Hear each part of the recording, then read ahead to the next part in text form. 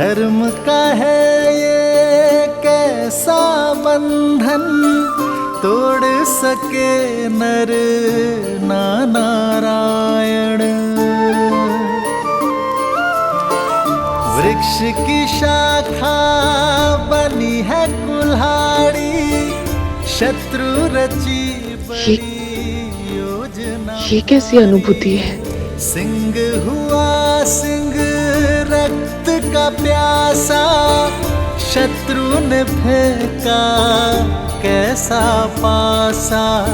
सरल नहीं कर्तव्य का पालन, ज्ञान यही देती रामायण।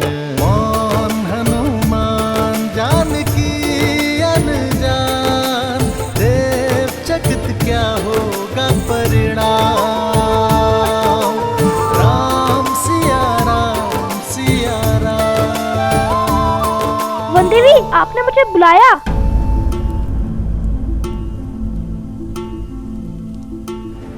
हाँ, बुलाया था। लवकुश कहाँ है? वो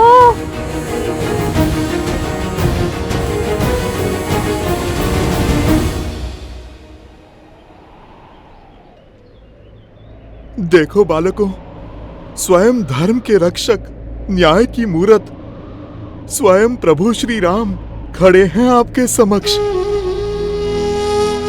अब आप शस्त्र नहीं शब्द साधो, क्योंकि इस संसार की हर एक समस्या का समाधान प्रभु को अपना सब कुछ समर्पण कर देने में ही है। सब कुछ समर्पण तो माता सीता ने भी किया था। माता सीता को क्या लाभ हुआ?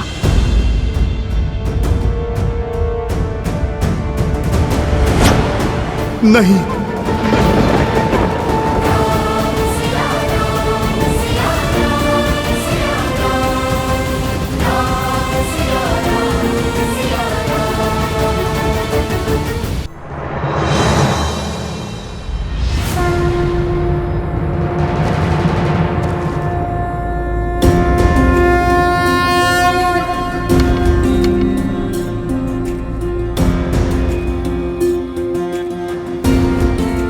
बहुत इच्छा थी तुम दोनों से पुनः भेंट करने की, परंतु इस प्रकार नहीं। मन में कई प्रश्न हैं जिन्हें सर्वप्रथम अयोध्या में धर्म का गान गाते सुना था तो मन में आदर उठा था। राम राज्य की हर कल्पना को साकार करते दिखाई दिए तुम दोनों। जहां गए असहायों की सहायता की, पीड़ितों की पीड़ा हरी, असुरी शक्तियों का विनाश किया। मन आतुरता तुमसे भेंट करने के लिए, तुम्हारे पीठ थपथपाने के लिए, परंतु अचानक धर्म के प्रतीक अश्व को रोककर राज्य के विरुद्ध क्यों खड़े हो गए तुम दोनों? मेरे भाइयों, मेरे साथियों को हानि पहुंचाई। कदाचित तुम दोनों को समझने में मुझसे भूल हो गई है। और अब जब यह युद्ध आवश्यक है तो अपने धनुष को नीचे रख दिया। क्या इसे भी तुम दोनों की कोई चाल समझूं मैं, या फिर यह समझूं कि तुम दोनों ने अपनी पराजय स्वीकार कर ली है और धर्म के आगे नतमस्तक होने के लिए सज्ज हो तुम दोनों? प्रश्न तो हमारे मन में भी है राम जी। जिन्होंने रावण का वध कर संसार को तारा, देवी अहिल्या को मुक्त करके समाज का उद्धार किया, जिसने मर्यादा का पाठ पढ़ा, मर्यादा पुरुषोत्तम बने, श्री राम के आगे शीश झुकाना ही धर्म है, शस्त्र उठाना नहीं। हम जानते हैं हम कदाचित आपसे कभी नहीं जीत पाएंगे। और यही नहीं, जब से सच संभाली आप ही को ईश्वर समझाए, राम कथा गाते सुनते आए हैं। जन जन तक रामायण की सीख पहुंचाने का प्रयास किया है हमने, क्योंकि रामायण केवल पुरुषोत्तम श्री राम की माँ गाथा ही नहीं, अभी तो जीवन जीने का मार्ग है। यदि मन में मेरे प्रति इतनी ही शाश्वत भक्ति है तो फिर मेरा विरोध क्यों किया? क्योंकि प्रश्न न्याय का है। रामायण केवल आपकी गाथा नहीं है महाराज श्री राम, उसमें एक नाम और भी जुड़ा है, जिसके बिना श्री राम भी अधूरे हैं और रामायण भी। और वो नाम है देवी सीता।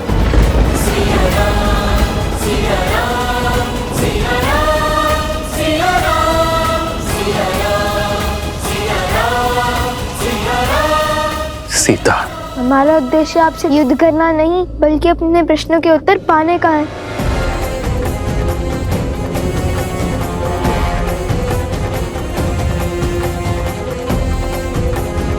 कैसा प्रश्न? वो प्रश्न जो हर उस जन के मन में है जिसने रामायण पढ़ी, सुनी या घटित होते हुए देखी। वो प्रश्न जिसका उत्तर ना मिला तो रामायण की कथा को कभी संपूर्ण नहीं होने देगा।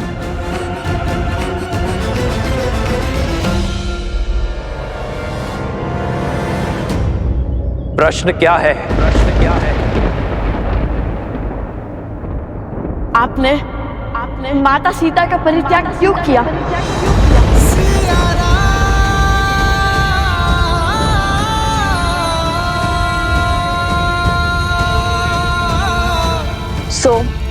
कुछ पूछ रही हूँ।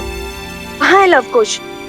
और प्रसूता से तुम्हें लवकुश के साथ आने का संदेश भिजवाया था। तुम यूं अकेले क्यों आ गए? ऐसी कौन सी बात हो गई माता जो हम तीनों को साथ में बुला लिया? मुझे बताइए, मैं आपका संकट हल कर देता हूँ। संकट की बात नहीं, भोजन की बात है।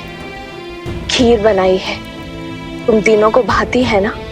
चलो, चलकर खा लो। भोजन, और वो भी खीर? अरे भोजन ही तो कारण है हमारे बिच्छू का। मैं तो लवकुश के साथ ही था। पहले इसीलिए आ गया ताकि भर पेट खा सकूं। आप एक कार्य कीजिए माता, आप पहले अपने इस पुत्र को खिला दीजिए। सदा तो तुम उनके साथ भोजन करने की हट करते हो, किंतु आज खीर की लालच में मित्रता भूल गए।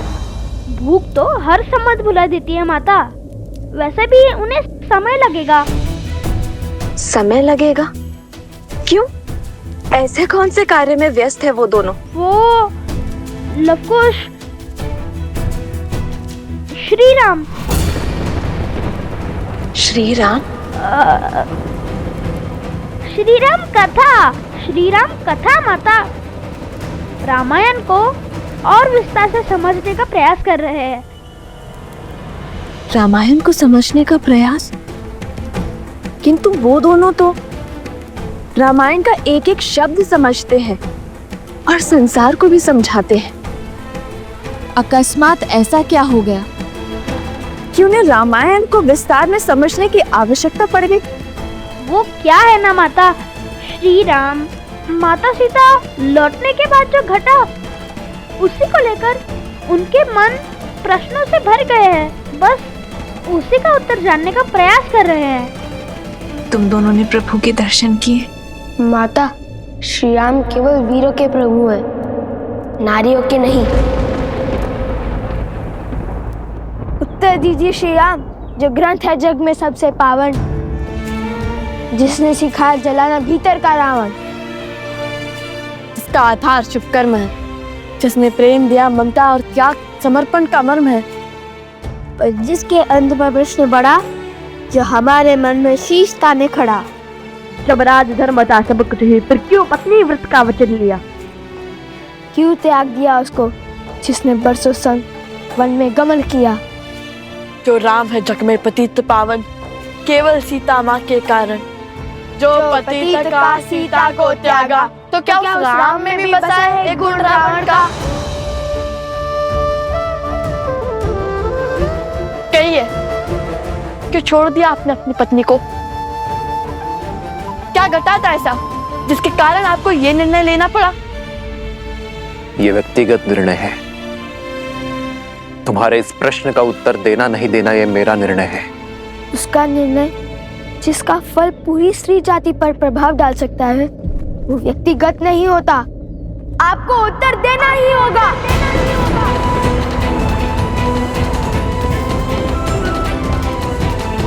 प्रश्न केवल हमारे मन में नहीं, अभी तो सदियों तक लोगों के मन में उठेंगे। सब इसका उत्तर जानना चाहेंगे। हमारे मन में जो आपकी छवि है उसे जोड़ने का यही एक अवसर है। प्रभु श्री रामचंद्र के भाल पर ये तिलक नहीं, कलंक समान है। कलंक तो अवश्य रहेगा ये सदियों तक। इसका अर्थ ये नहीं कि आप इसका उत्तर ना दें। राजा पिता होता है प्रजा का और इनके पुत्र मन में एक प्रश्न लेकर आए हैं, तो क्या पिता अपने पुत्रों के प्रश्नों का समाधान नहीं करेगा? ये निर्णय एक राजा और एक महारानी का था।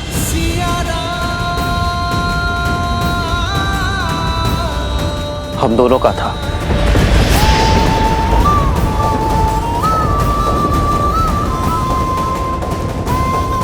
मुझे पूरा विश्वास है कि ये निर्णय केवल श्री राम का नहीं, अपितु सीताराम का है।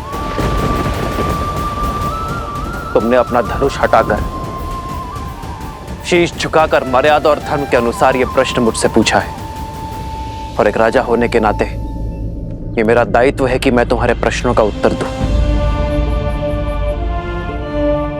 तुम दोनों जानना चाहते हो ना कि अयोध्या के भीतर क्या हुआ था? तो सुनो। सतीत्व की दुहाई देने वाली आज मुंह छिपा कर क्यों जा रही है?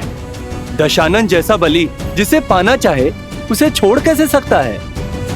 यदि हमारे रघुवंशी ऐसा समाज बनाना चाहते हैं जहां स्त्रियों की त्रुटियों पर पर्दा डाला जाए, तो ऐसे तो हम दूसरे नगर में पहुंच जाएंगे भाई।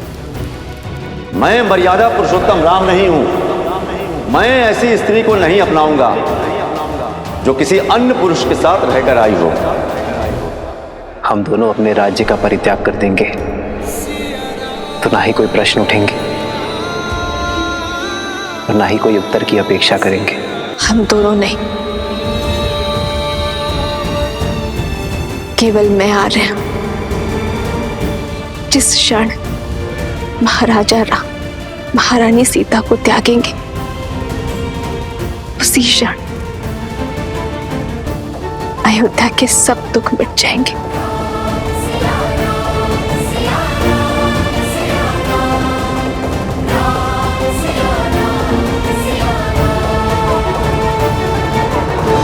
मिल गया तुम्हारे प्रश्नों का उत्तर? मिल गई संतुष्टि तुम दोनों को? अब तुम मेरे प्रश्नों का उत्तर दोगे। क्यों किया तुम दोनों ने ये सब? क्या संबंध है तुम्हारा देवी सीता के साथ? हमारा संबंध हर उस स्त्री के साथ है जिसके साथ अन्याय हुआ। भगवान वाल्मीकि से केवल अस्त्र शस्त्र की शिक्षा ही नहीं ली हमने, अपितु स्त्री के सम्मान की रक्षा की शिक्षा भी ली हमने।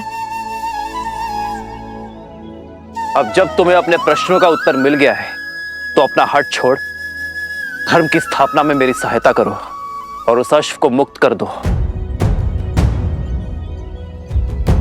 हाँ पुत्रों, अश्व प्रभु को लौटा दो। अब तो आपके मन का हर संदेह मिट गया ना?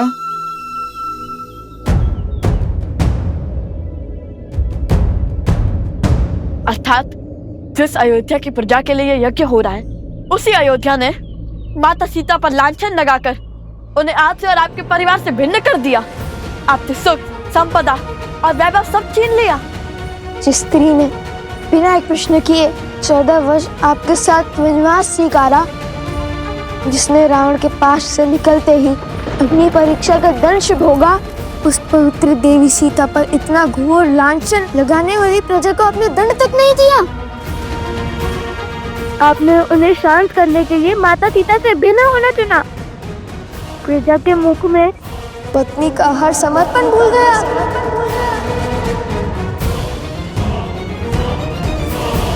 एक राजा का धर्म प्रजा की रक्षा करना होता है, उनके संदेह को दंडित करना नहीं। राजा का धर्म उसकी प्रजा को उचित मार्ग पर ले जाना होता है, उन्हें अपराधी बनाना नहीं। स्वीकार लिया कि अद्भुत है चाचा राम और उनका न्याय, किंतु क्या कर्तव्य की डोर केवल अयोध्या के राजा राम से बंधी थी, माता सीता के पति से नहीं? वो वन वन भटकती फिर रही होंगी, आप महलों में रहने वाले, रथों पर चलने वाले। क्या आपको देवी सीता का दुख का आभास नहीं हुआ? लवकुश, मेरे प्रभु से बात शब्द साध कर करो। आधा ज्ञान सबसे घातक होता है। आधा ज्ञान? अरे अपनी आंखों पर से भक्ति की पट्टी हटाइए हनुमान जी। पट्टी तुम्हारी आंखों पर है। जो मैंने देखा है वो ना आपने जाना है और ना ही अयोध्या की प्रजा ने। अपना राजा होने का दायित्व निभाते हुए माता सीता के पति होने की भागीदारी से विमुख नहीं हुए हैं मेरे प्रभु श्री राम।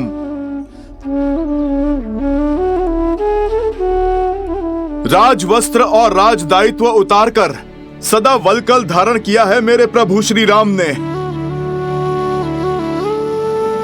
राजभोग को त्याग कर कंद मूल खाए हैं प्रभु ने।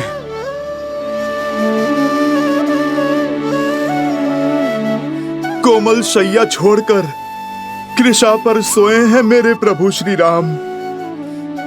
मेरे प्रभु के लिए तो ये राजवस्त्र कांटों के समान है। उनका सुख तो उसमें है जो वल्कल उन्होंने 14 वर्षों तक माता सीता के साथ पहने हैं। प्रभु का सुख तो माता सीता की स्मृतियों में है। राम सिया राम जय जय राम। क्षमा करिए, हमें प्रभु श्री राम के त्याग की स्थिति का अनुमान नहीं था। किंतु ऐसा नहीं है कि हमारे प्रश्न अनुचित है। हमने आपके प्रभु को 2 कड़वी बातें कही और आपको इतना क्रोध आ गया। सोचिए जब हमें माता सीता के दुख की सूचना मिली होगी तब हमें कितना क्रोध आया होगा। वे वन अकेली फिर रही होंगी, अपनों से दूर, अपने श्री राम से भिन्न।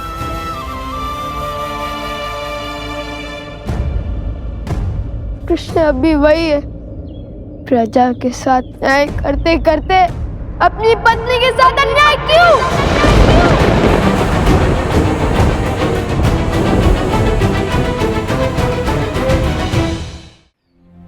ये त्याग आवश्यक था और ये मेरी सीता का निर्णय था और ये अनुग्रह मुझे स्वीकार करना पड़ा अपनी प्रजा के लिए। अद्भुत। तो फिर राजा का पद क्यों नहीं त्याग दिया?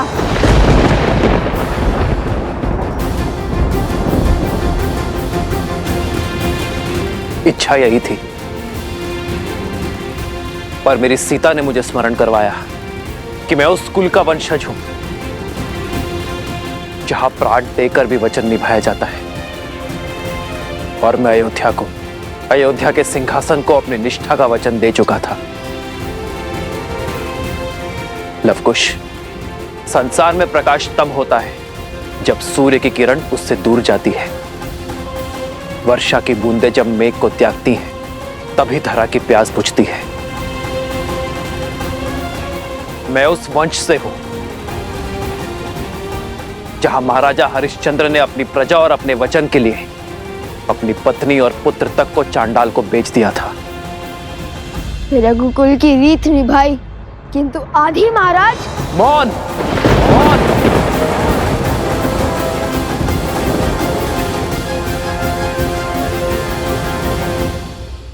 मौन रहने से आपकी भूल छुप नहीं जाएगी महाराज।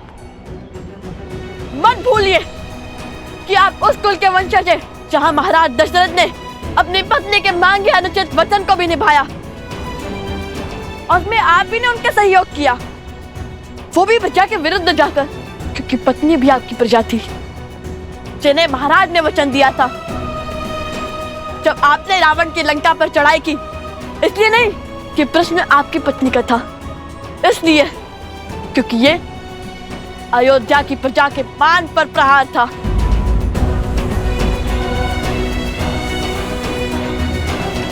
ठीक कहा आपने, सूर्य को किरण से अलग होना पड़ता है प्रकाश के लिए, तो चलता है किंतु उसके अंदर छाव नहीं होती। आप रघुकुल के सूर्य हैं, आप वो दीपक कैसे बन गए जिसके तले अंधकार है?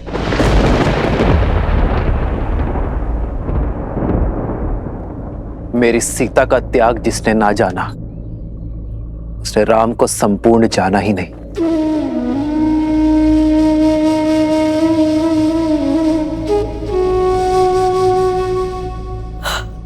आज नहीं तो कल आपके निर्णय पर प्रश्न उठेंगे जिनके उत्तर के बिना रामायण संपूर्ण नहीं होगी।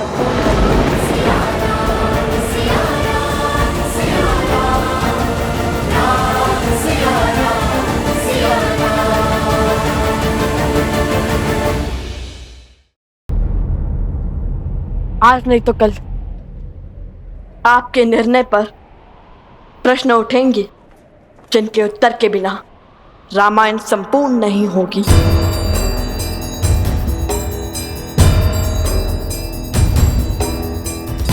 इस प्रश्न का उत्तर सीता के त्याग का केवल यही पीढ़ी नहीं, आने वाली हर पीढ़ी आभार मानेगी।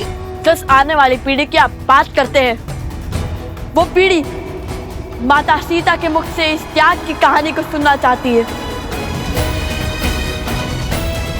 ढूंढिए माता सीता को, उन्हें स्वीकारिए। माता सीता का स्थान कोई स्वर्ण मूर्ति नहीं ले सकती। सीता यह नहीं आ सकती। तुम दोनों अब ये वाद विवाद छोड़ दो और अश्व को मुक्त कर दो। उद्दंडता की भी सीमा होती है। उद्दंडता की सीमा तो अयोध्या की प्रजा ने पार की थी। उसने जिसके लिए आपने त्याग किया, जिसके कारण एक निर्दोष नारी को अपना पति, अपना परिवार और घर छोड़कर जाना पड़ा। मौन, मौन।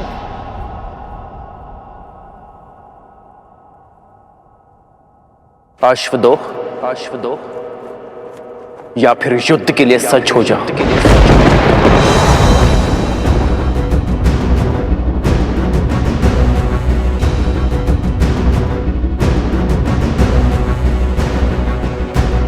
यदि आप माता सीता को खोज कर नहीं लाएंगे, उन्हें पुनः नहीं अपनाएंगे, तो हम भी अश्व नहीं छोड़ेंगे। स्वर्ण की मूर्ति रख देने से प्रेम सिद्ध नहीं हो जाता। माता सीता के हाथों आहुति दिलवाकर कीजिए रामायण संपूर्ण, अन्यथा उठाइए अस्त्र, हम युद्ध के लिए सज्ज हैं।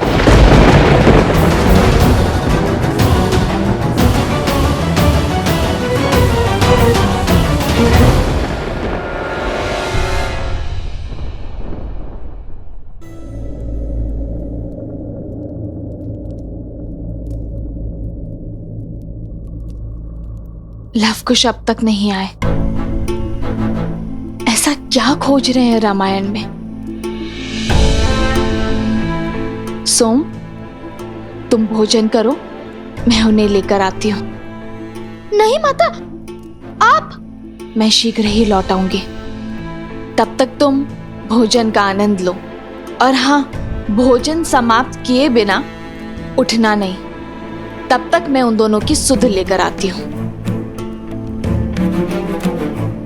ये किस संकट में फंस गया?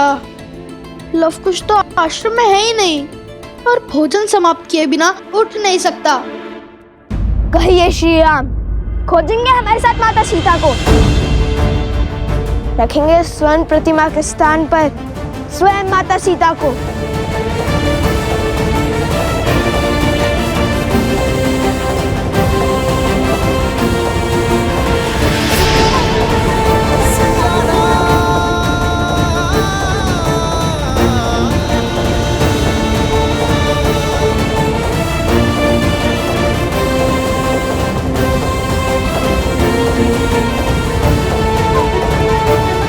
मैं तुम दोनों को क्षमा कर सकता हूं,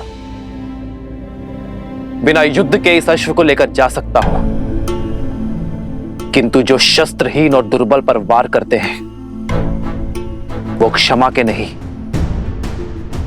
मेरे दंड के भागी होते हैं।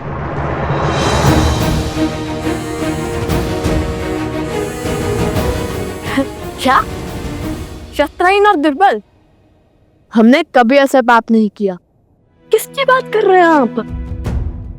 संदेह था मुझे, परंतु विश्वास का पलड़ा अधिक भारी था मेरे मन में कि वो दिव्य ऋषि कुमार ऐसा नहीं करेंगे। परंतु कथनी और करनी में अंतर दिख रहा है मुझे। मैं तुम्हारे पाप का दृश्य देखकर आया हूं। लज्जा से नेत्र झुक गए मेरे। अपनी शक्ति का प्रदर्शन करने के लिए तुम दोनों ने पूरे गांव को भस्म कर दिया।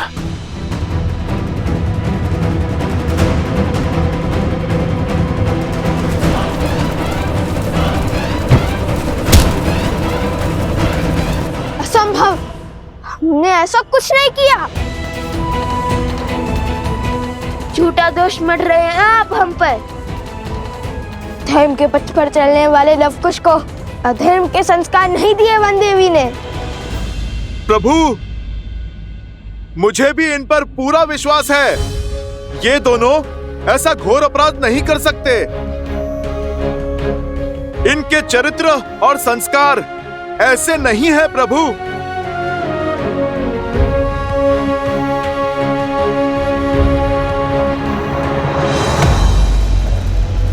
अच्छा हुआ भैया, हमने उस गांव पर अपनी माया का खेल नहीं खेला। लवकुश बनकर गए अवश्य, पर सत्य में त्राही त्राही मचाकर लौट आए। यदि हम उन गांव वालों के साथ सम्मिलित हो जाते तो सत्य की मूरत वो राम क्षण भर में हमें पहचान लेता। अब जो बीज बोया है उसका फल पकते हुए देखना है। शीघ्र ही राम का क्रोध हर सीमा लांघ जाएगा। और कहते हैं ना, क्रोध विवेक का शत्रु होता है। श्री राम, आपको अवश्य ही कोई अनुचित सूचना मिली है। यदि यह विश्वास है, अब भी हमारे से धड़ से अलग कर दीजिए। आपसे जीतना तो वैसे भी असंभव है हमारे लिए, किंतु माता सीता के सम्मान के लिए यह युद्ध अंतिम श्वास तक लड़ेंगे हम।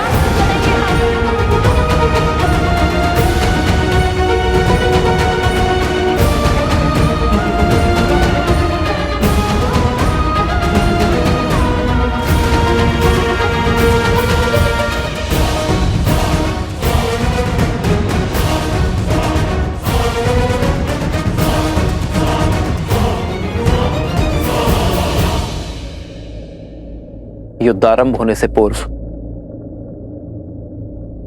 मेरी एक अंतिम बात और सुन लो। व्यक्ति का जीवन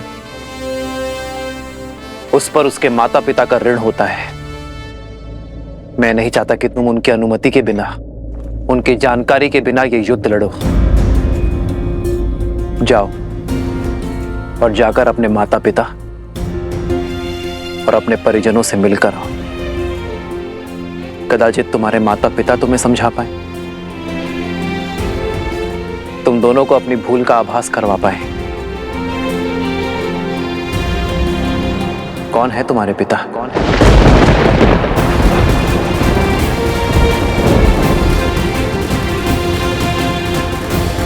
लवकुश मेरे ही पुत्र हैं, श्री राम के तने, रघुकुल के वंशज।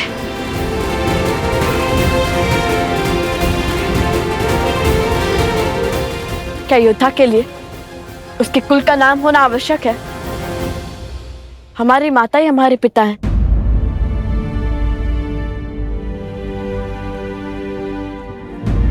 उन्होंने कभी हमें पिता की कमी आभास होने नहीं दी।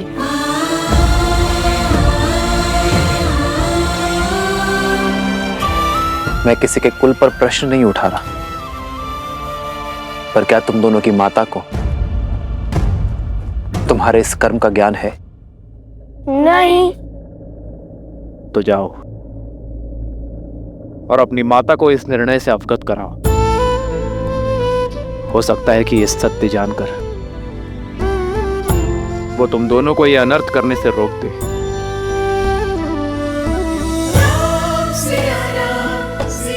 जाओ बालकों।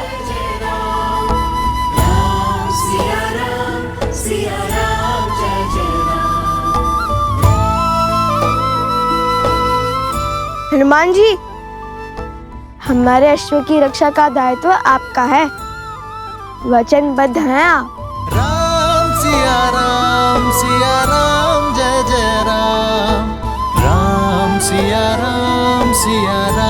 जय जय राम। हे महादेव, कोई चमत्कार दिखाइए, सीता माता को सत्य से अवगत करवाइए। जितना मैंने लवकुश को जाना है वो पीछे हटने वाले नहीं हैं।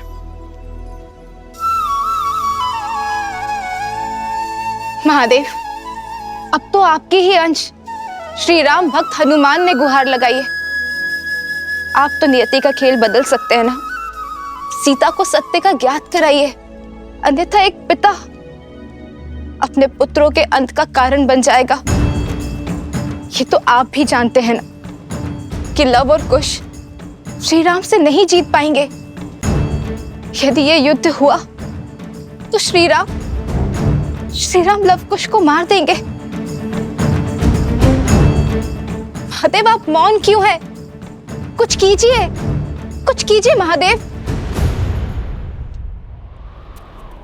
अरे माता, कहाँ चल रहे हैं आप? बाहर संकट है, आपने तो कहा था। हाँ, वो मैं। आप तो लवकुश को खोजने निकली थी ना? हाँ, कहाँ है लवकुश? अरे हाँ, वो तो अध्ययन कक्ष में है ना, रामायण के अध्ययन में। मैं उन्हें देखकर आती हूँ। हाँ, वही होंगे, और कहाँ जाएंगे?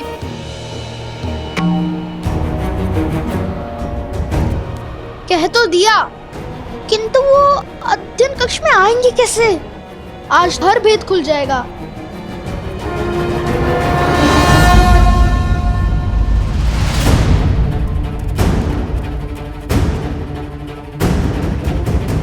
लवकुश,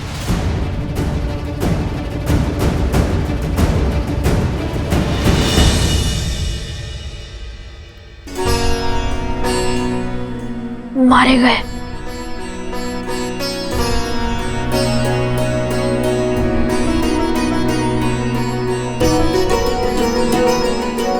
बचकर, किंतु क्या ये माता के अंतिम दर्शन है? कहाँ है लवकुश? अरे हाँ, वो तो अध्ययन कक्ष में है ना। मैं उन्हें देखकर आती हूँ।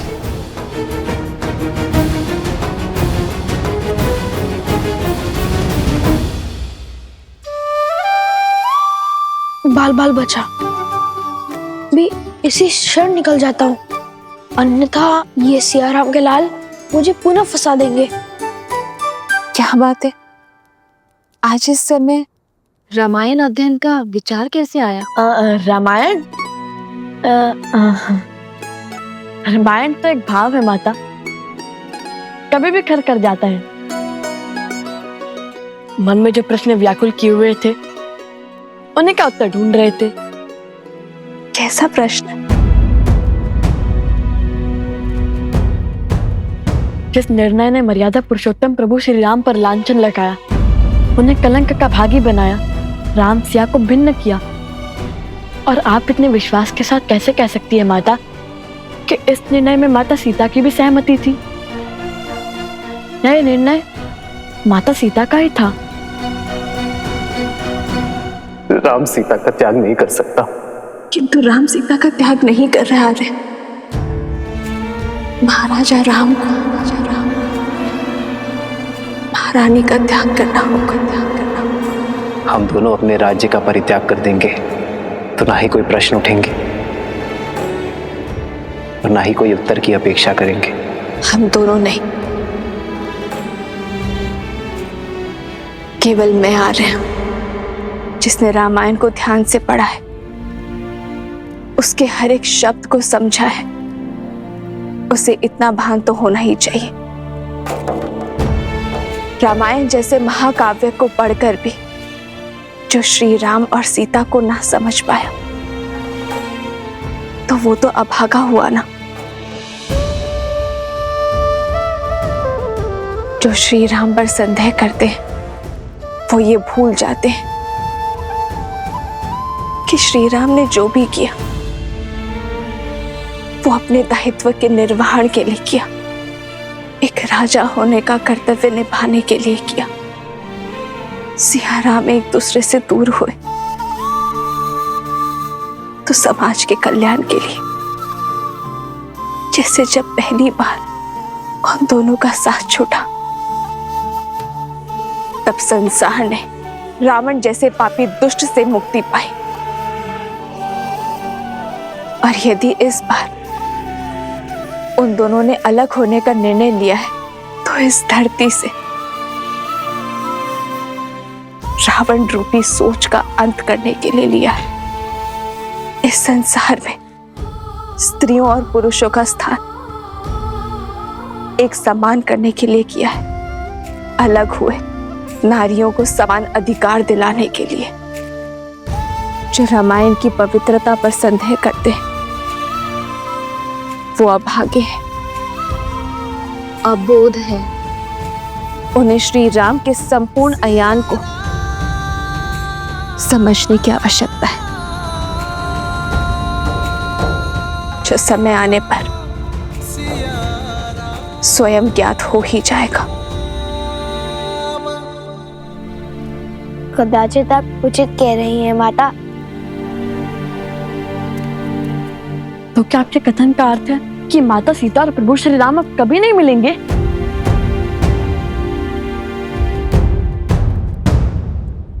नियति चाहे जितना चाह ले धरती को आकाश से दूर करने का,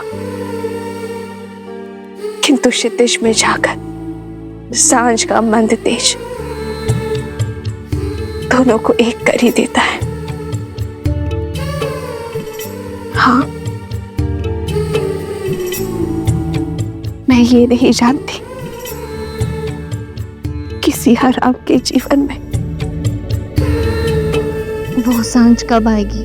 माता, वो समय हम लाएंगे जब प्रभु श्री राम और माता सीता फिर से एक होंगे। क्षितिज, हम करेंगे रामायण संपूर्ण।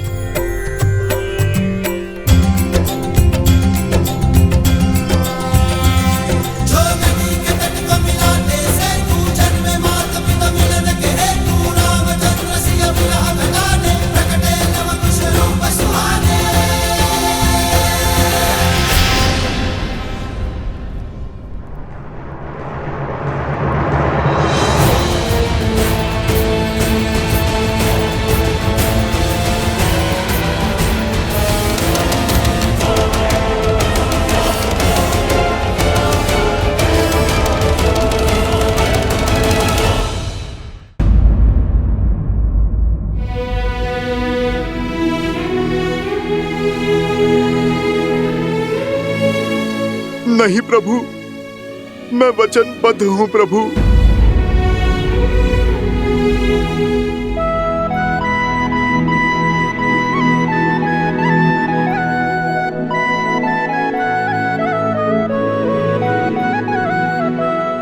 मैं तुम्हें वचन तोड़ने के लिए बाध्य नहीं करूंगा हनुमान। लगता है एक राम भक्त को दूसरे राम भक्त से अधिक मोह हो गया है, या कदाचित भक्त के मन में भी विद्रोह ने जन्म ले लिया। क्षमा कर दीजिए भगवान वाल्मीकि, अब मुझे आपका वचन तोड़ना होगा। मुझे हर पाप का दंश स्वीकार है, किंतु पिता के हाथों पुत्र की मृत्यु होते देखने का महापाप नहीं।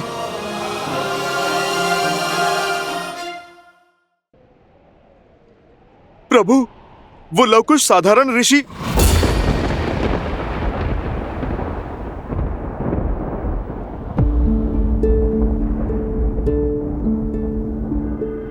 मैं सब समझ गया। अब और कुछ कहने की आवश्यकता नहीं है। वचन से बंधे हो इसलिए अब तक मौन थे, तो अब भी कुछ मत कहो हनुमान। इस संसार में वचन से बड़ा और कुछ नहीं। किंतु प्रभु, आपका जानना आवश्यक है। प्रभु, वो बालक यहाँ है। हम लौट आए।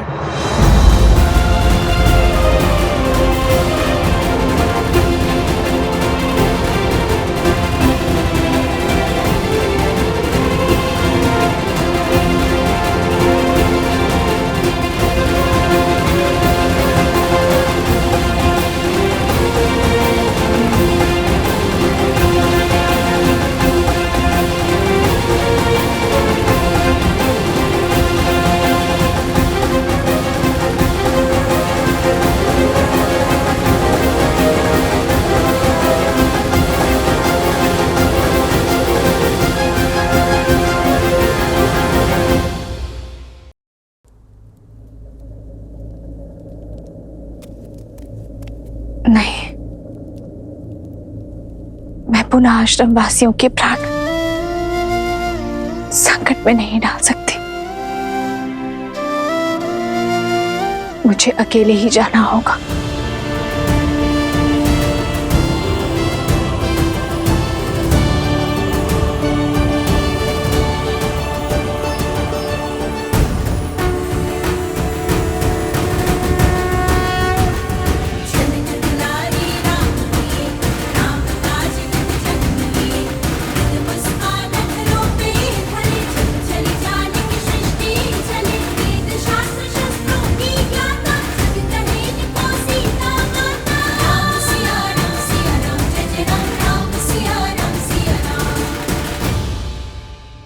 लवकुश, आपने अपनी माता को सत्य बताया? मुख से तो नहीं कहा, किंतु संकेत अवश्य दे दिया हनुमान जी। श्री राम और माता सीता के संबंध पर अटूट विश्वास रखती है हमारी माता। इसलिए श्री राम और माता सीता को मिलाने का प्रयास हमारा धर्म भी है और कर्तव्य भी। कारण चाहे जो हो, तुम्हें अपनी माता से सत्य नहीं छुपाना चाहिए था। जितना हमने अपनी माता के जीवन को समझा है, यदि उन्हें सत्य का भान होता तो कदाचित हमें युद्ध से रोक सकती थी, किंतु हमारा उद्देश्य समझकर, हमारा लक्ष्य जानकर वे हमारा साथ ही देती। तन और मन दोनों से आपसे युद्ध करने के लिए सत्य है श्री राम।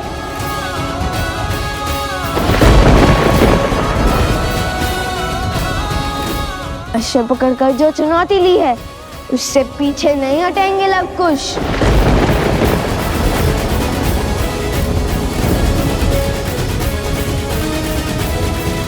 जैसी तुम्हारी इच्छा।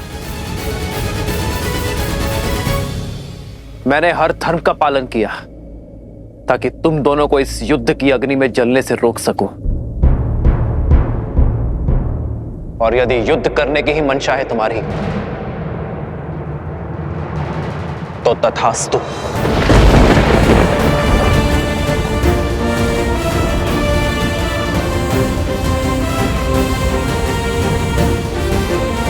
माता, कहाँ हैं आप? पुत्र और पिता दोनों एक दूसरे पर शस्त्र तानने को तत्पर हैं। आ जाइए माता और रोक लीजिए इस विनाश को।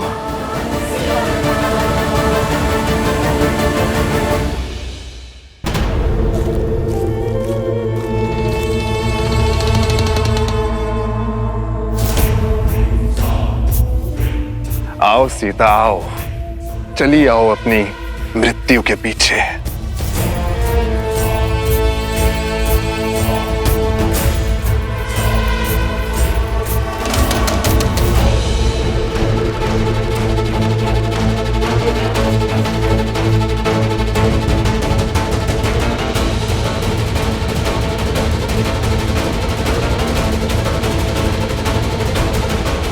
ये भक्षण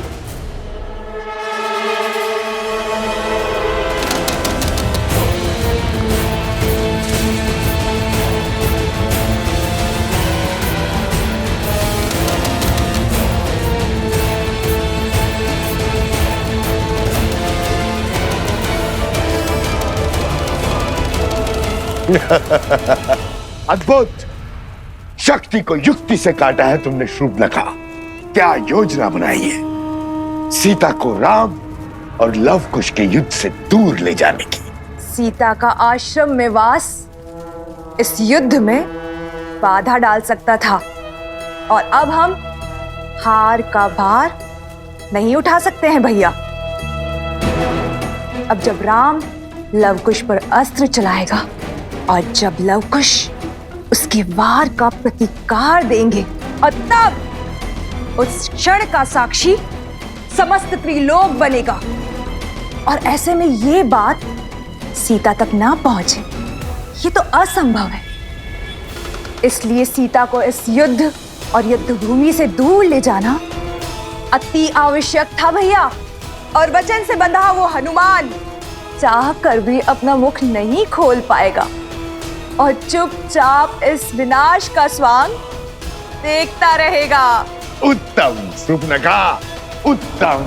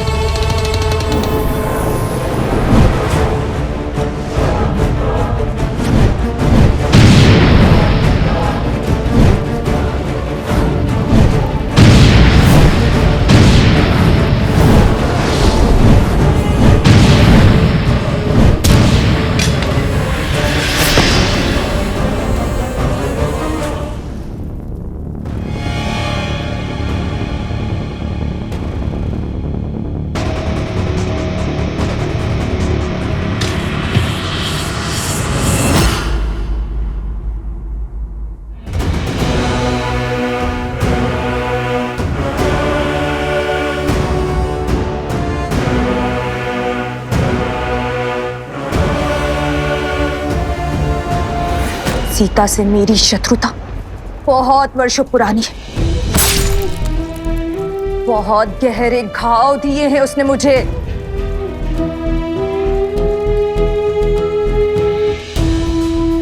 आज मैं उससे अपनी हर पीड़ा, हर दुख, हर कष्ट का प्रतिशोध लूंगी।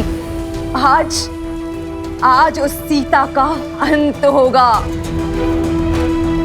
एक साधारण सी स्त्री होकर भी मेरी माया को हराया उसने। मेरे तिरस्कार का कारण बनी वो। मेरे कुल को लील गई और मेरे भ्राता को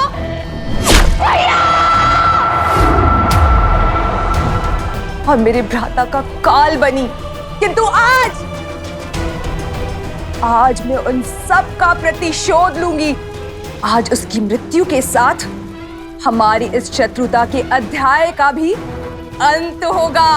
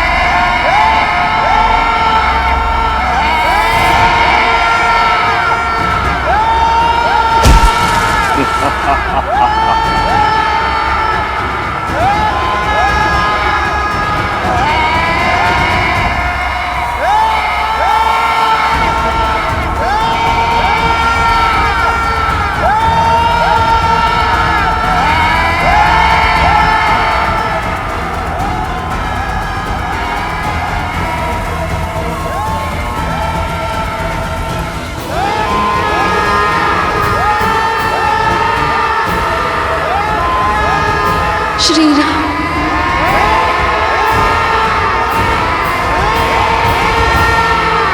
आज हमारी चाल केवल राम सिया की नहीं बल्कि समस्त रघुवंश का अंत कर देगी। रघुवंश के विनाश का शंखनाद हो चुका है भैया। और अंत के इस अध्याय का आरंभ हो चुका है। रघुकुल ने सदा ही ऋषि मुनियों के हर कार्य को सिद्ध किया है। उनके पूजा पाठ को सुरक्षा का कवच दिया है। रघुकुल का एक भी तीर किसी ऋषि के विरुद्ध नहीं चला है। किसी मुनि के तन को छलनी नहीं किया है। और यदि मैं राजा होकर यह युद्ध लड़ूंगा तो न्याय की हानि होगी।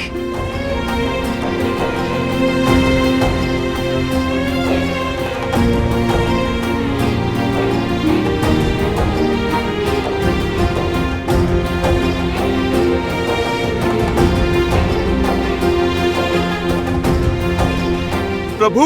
ये क्या कर रहे हैं आप?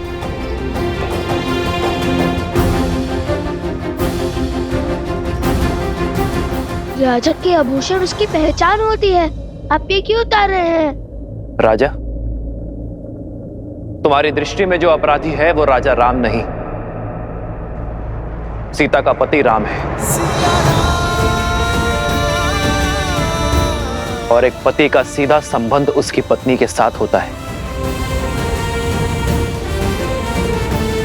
जिसकी पत्नी वनवासी है, श्रृंगार और आभूषण धारण नहीं करती, तो तुम्हारे प्रश्न और प्रहार का उत्तर देते हुए ये पति भी ये आभूषण धारण नहीं कर सकता। और दूसरी बात, शास्त्रों के अनुसार एक राजा का ऋषि कुमारों से युद्ध करना वर्जित है, किंतु ऋषि कुमारों में द्वंद्व संभव है। तो इसलिए आज ये राजा राम कुछ समय के लिए अपना राजसी रूप त्याग कर एक वनवासी की भांति युद्ध लड़ेगा। श्री राम श्री राम श्री राम श्री राम श्री राम श्री राम श्री राम श्री राम। ना पिता को सत्य का भान है और ना ही पुत्रों को। पिता को ये नहीं पता कि वो अपने ही वंश को लील रहे हैं, और पुत्रों को ये आभास नहीं है कि वो जिन पर बाण ताने खड़े हैं वो उनके ही पिता है। कदाचित सत्य का ज्ञान इस युद्ध को टाल सकता है। कम से कम ये प्रयास तो कीजिए कि सत्य उन तक पहुंच सके। सत्य उचित समय आने पर ही सबके समक्ष उजागर होता है देवी, और जो समय से पूर्व ही सत्य को सबके सामने लाने का प्रयास करता है वो नियति के लक्ष्य में बाधा उत्पन्न करता है। आवश्यक नहीं कि समय सदैव आपके पक्ष में हो, क्योंकि सत्य और समय कभी साथ साथ होते हैं तो कभी भिन्न। श्री राम और लवकुश के मध्य होने वाले इस युद्ध को भी स्वयं समय ने ही चुना है। स्वयं समय ने ही साक्षात नारायण को इस दुविधा में डाला है कि वो इस परीक्षा की घड़ी का सामना करे। ये द्वंद्व आने वाली पीढ़ियों को ये संदेश देगा कि परीक्षा की घड़ी आने पर, दुख की घड़ी आने पर उससे लड़ा नहीं जाता, उसे काटा जाता है। और सीता, उनका क्या महादेव? वो तो सूर्पनखा और सहस्त्र रावण के पाश में फंसी है। कहीं जो काम शक्ति नहीं कर पाई वो युक्ति ना कर दे। नहीं नहीं महादेव, सीता को कुछ नहीं होना चाहिए।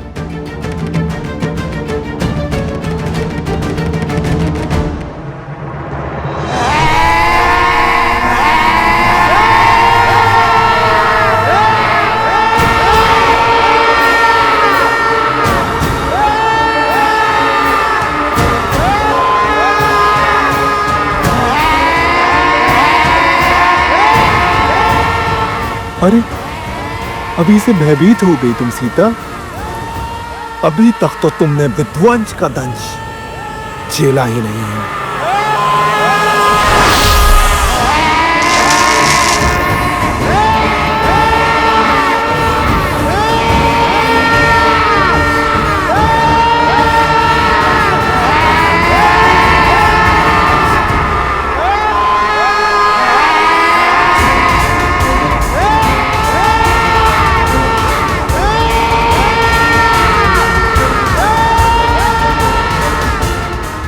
डालो बानासुर, अंत कर दो इस सीता का। इसके साथ ही रामायण की गाथा और उसकी संपूर्णता की कथा का अंत हो जाएगा भैया।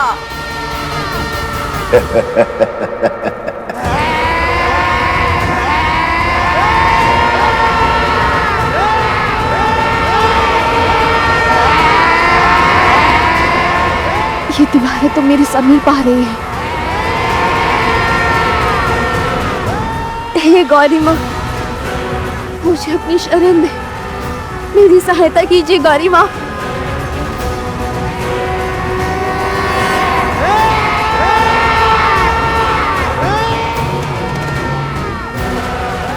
रक्षा करे माँ गौरी, रक्षा करे।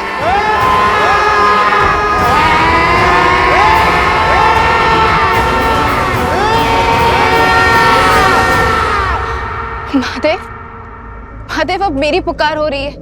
आप समय से विवश हैं और मैं भक्त की पुकार से। किंतु मैं क्या करूं? समय आ गया है देवी, जब आपको अपने समक्ष झांक कर देखना होगा, आत्मनिरीक्षण करना होगा। यही समय की मांग है, आपके लिए भी और देवी सीता के लिए भी। मैं कुछ समझी नहीं। भूल रही हैं आप, गौरी का एक दूसरा रूप भी है, जिससे साक्षात काल, महाकाल दोनों भयभीत रहते हैं।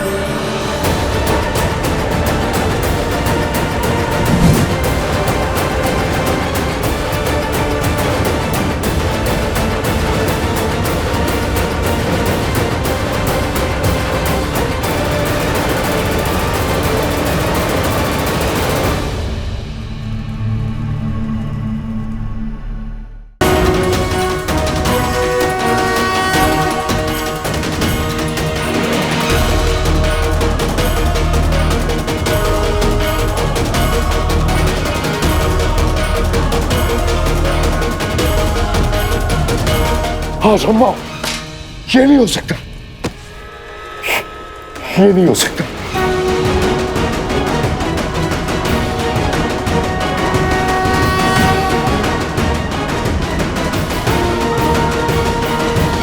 किस चिंता में पड़ गए आप भैया? क्या हो गया आपको? सीता के पीछे देखो, कौन है वो? कहीं कोई नहीं है भैया।